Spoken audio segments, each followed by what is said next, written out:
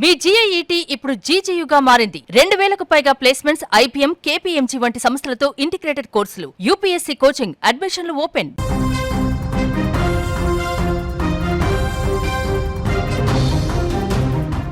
ఎండల తీవ్రతతో అల్లాడుతున్న తెలంగాణ ప్రజలకు వాతావరణ శాఖ ఒక సూపర్ గుడ్ న్యూస్ చెప్పింది. నిప్పుల కొలిమిలా మారిన రాష్ట్రంలో భానుడి భగభగలకు బ్రేక్ పడబోతోంది. రానున్న 5 రోజుల పాటు రాష్ట్ర వ్యాప్తంగా వరుణదేవుడు చల్లటి పలకరింపు అందించనున్నాడు. ఉపరితల ఆవర్తనం ప్రభావంతో తెలంగాణలో నేటి నుంచి అంటే జూన్ 6వ తేదీ నుంచి జూన్ 10వ తేదీ వరకు విస్తారంగా వర్షాలు కురిసే అవకాశం ఉందని అధికారులు స్పష్టం చేశారు. ముఖ్యంగా దక్షిణ తెలంగాణతో పాటు ఏపీ తీర ప్రాంతం, యానాం పరిసరాల్లో ఏర్పడిన ఉపరితల ఆవర్తనం తీవ్రంగా మారడంతో రాబోయే 2 రోజులు మరింత కీలకమని పేర్కొన్నారు.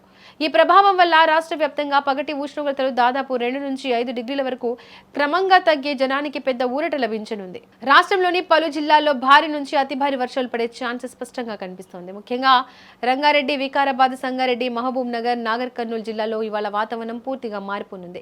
అక్కడక్కడ భారీ వర్షాలు కురిసే అవకాశం ఉండడంతో ప్రజలు అప్రమత్తంగా ఉండాలి. అదేవిధంగా నల్గొండ, సూర్యాపేట, వరంగల్, హన్మకొండ జిల్లాల్లో సైతం ఇవాళ రేపు మోస్తరు నుంచి భారీ వర్షాలు కురుస్తాయని అధికారులు అంచనా వేస్తున్నారు.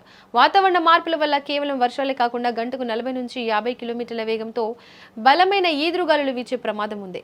ఉరుములు మెరుపులతో కూడిన వానలు పడతాయని, ప్రయాణాల్లో ఉన్నవారు సురక్షిత ప్రాంతాల్లో ఆశ్రయం పొందాలని విపత్తు నిర్వహణ శాఖ హెచ్చరించింది.